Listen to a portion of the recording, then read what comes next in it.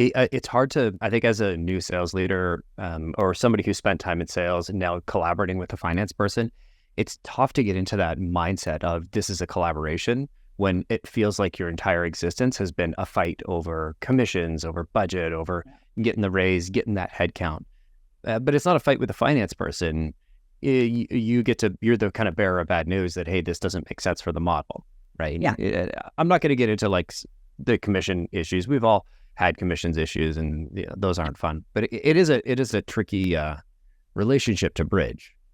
Yeah, Almost. Exactly. And I think if you're new in your career and you're new into that position where now you're the sales professional who is in charge of helping to forecast and maybe in charge of the team and have to put up the numbers, I would say get out ahead of it and talk with your finance person and find out what's the process here look like? What's your expectations? How does this work?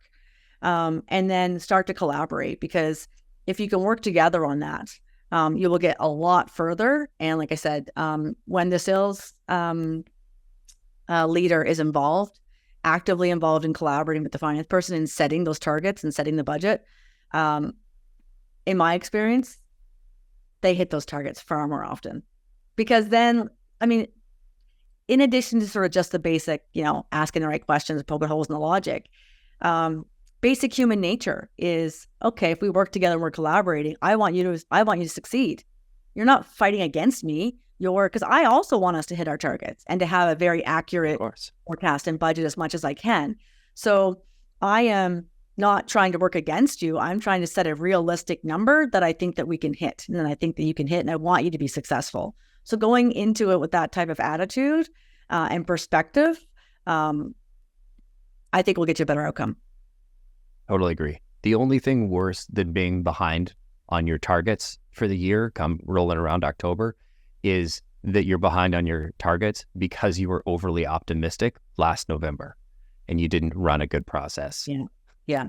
And in my experience, I've never done that. Never. Yeah. Not once. I have seen, in my experience, it's odd because I have seen sales leaders be way too optimistic and try to set targets way too high. Mm-hmm. And say like, yeah, we're going to just blow this out of the water. We're going to do amazing.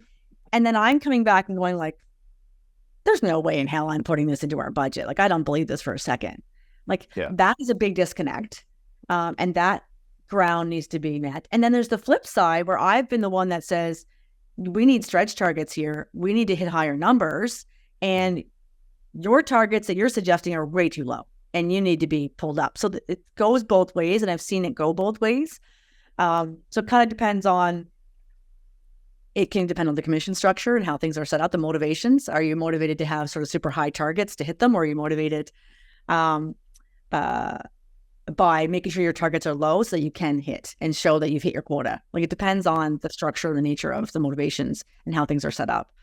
Well, I think it's hard for salespeople to come into a leadership role and then fully appreciate that I'm going to give a revenue plan, and then finance and operations are going to go are going to decide how much we spend on everything based on this plan. That is something that I don't think I really truly appreciated until I had gone in and missed a budget a couple of times and had to make changes and lay people off because of my missed assumptions. It's one of the worst feelings. It is. And thank you so much for bringing that up. And I think because that is so fundamentally important for sales professionals to understand. And it is such a common error that I see, and not just with sales leaders, but, founders, CEOs, that they're all tend to be involved, especially at the early outset. But it is such a common issue that they are overly optimistic and set sales targets and expectations in the first few years of testing this, especially, that are just lofty and maybe a bit unrealistic and don't really come to fruition. And then they're ramping up a team in their startup that, if those numbers don't come through, you have to lay off these people. And we've all been there, and I've seen it happen, and it's super painful, and it's not an experience that I recommend to anyone. So knowing what the repercussions are of missing and what goes into these numbers and what decisions are made based on these numbers, I think that's a really important learning.